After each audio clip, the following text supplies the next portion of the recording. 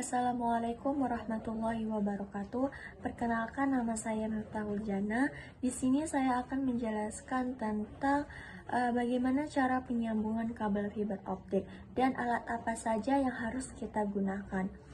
Nah, baik, yang pertama itu kita harus mengupas kabel fiber optiknya. Kabel fiber optik ini mempunyai dua lapisan. Yang pertama itu lapisan kuning. Dan yang kedua itu lapisan keliding, ya, biasa disebut dengan lapisan keliding. Nah, kita mengupasnya ini menggunakan stipper. Nah, stipper ini untuk mengupas bagian luar yang pertama dan bagian yang kedua. Nah, di situ di stipper itu ada dia seperti bentuk gergaji gitu. Nah, kita untuk mengupas bagian yang pertama atau yang kuning itu, kita menggunakan stipper yang nomor 2. Oke. Setelah kita kupas, baru untuk bagian kelidingnya kita mengupasnya tuh menggunakan stipper di nomor 3 atau terakhir. Nah, jika sudah, di situ bakal ada optiknya atau kacanya. Nah, setelah itu kita bersihkan dia menggunakan kapas yang sudah dibasahi alkohol. Nah, fungsi alkohol ini untuk membersihkan si optiknya ini dari misalnya ada keliding yang menempel, ya, itu dibersihkan. Nah, sekiranya sudah bersih, baru kita lanjut pemotongannya. Pemotongannya itu kita menggunakan namanya clipper. Itu untuk memotong kaca atau memotong optiknya. Nah, kita letakkan dia di situ. Di si clipper ini bentuknya seperti mesin fotokopi, tapi dia bentuknya kecil. Nah, kita letakkan di situ antara optik dan pelindungnya ini itu sekitar 15. Nah, setelah kita letakkan, baru kita tutup. Setelah itu kita dorong. Nah, otomatis si kacanya ini bakalan terpotong dengan rapi. Nah, setelah itu kita baru menggunakan alat yang namanya fusion squeezer. Nah, fusion squeezer ini dianya untuk menyambung nah, untuk peleburan atau pemanasan.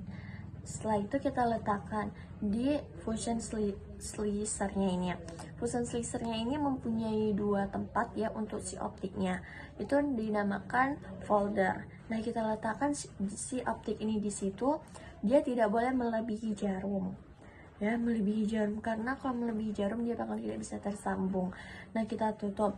Dan setelah itu kita membuat si optiknya satu lagi. Nah, kita membuat optik satu lagi itu sama caranya, tapi di sini kita menggunakan station cleaser atau dia seperti pipet. Itu fungsinya untuk melindungi si optik yang sudah disambung tadi. Nah, di situ kita letakkan. Setelah itu kita sama seperti yang pertama tadi, kita kupas menggunakan si stippernya.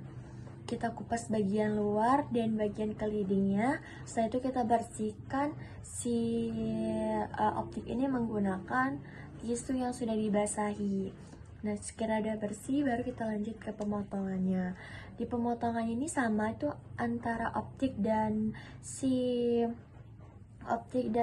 pelindungnya itu sekitar 15. Setelah itu kita tutup. Udah kita tutup, baru kita dorong, dan otomatis bakalan dia terpotong dengan rapi. Nah, kita letakkanlah dia di fusion squeezernya ini yang di bagian foldernya. Nah, kita letakkan, baru kita tutup. Udah kita tutup, kita klik ya menu set. Di situ proses penyambungannya ini bakalan kelihatan di monitornya. Nah, bakalan kelihatan di monitornya. Kita lihat gimana sih proses penyambungannya ini, udah sempurna atau belum. Nah, mungkin kalau belum bisa dia menyambung atau tidak sempurna, berarti itu salah di pemotongannya. Nah, kita lihat setelah itu sekiranya dia sudah menyambung, ya, baru kita buka lagi penutupnya.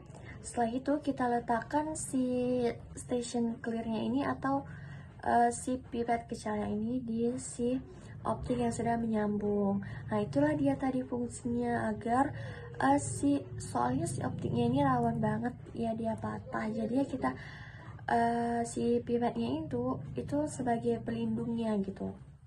Nah, kita letakkan di situ. Setelah itu kita angkat dari foldernya, baru kita letakkan di peleburannya ini. Peleburannya ini tuh sama masih ya, mesinnya sama si fusion cleansernya itu. Pokoknya di situ ada bagian si peleburan atau pemanasannya ini. Atau itu juga untuk perakat antara si pipet kecil itu dengan si optik yang sudah menyambung tadi. Nah, itu biar lebih kuat lagi dianya, biar tidak rawan patah gitu. Setelah itu kita klik menunya, terus itu kita tunggu saja sampai dia si fusion cleansernya ini bakalan bunyi. Dan sekiranya sudah bunyi, berarti si proses peleburannya ini sudah selesai. Nah, terus kita angkat, baru kita letakkan di bagian bawah dari itunya tuh ada tempat gitu ya. Di situ kita tunggu sampai 1-2 menit karena itu benar-benar masih panas banget.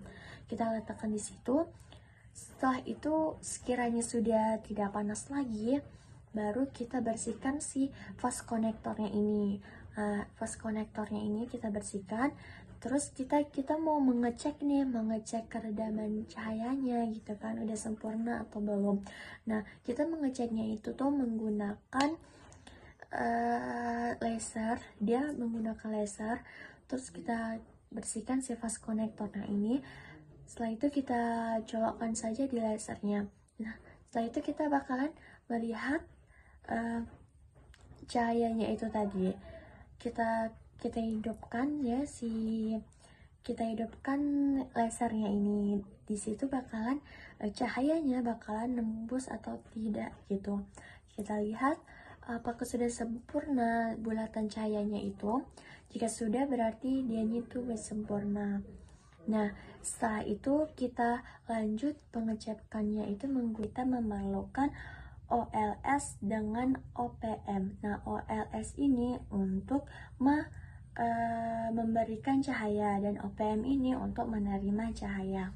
Nah, kita colokkan si optiknya itu tadi di OLS dan di OPM.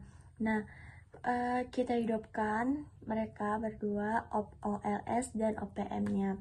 Setelah itu kita cek keredamannya. Sekiranya kalau untuk sudah min 6,84 dBe itu sudah bisa dibilang baik dalam kabel fiber optik. Nah, jika sudah, kita cabut lagi kembali.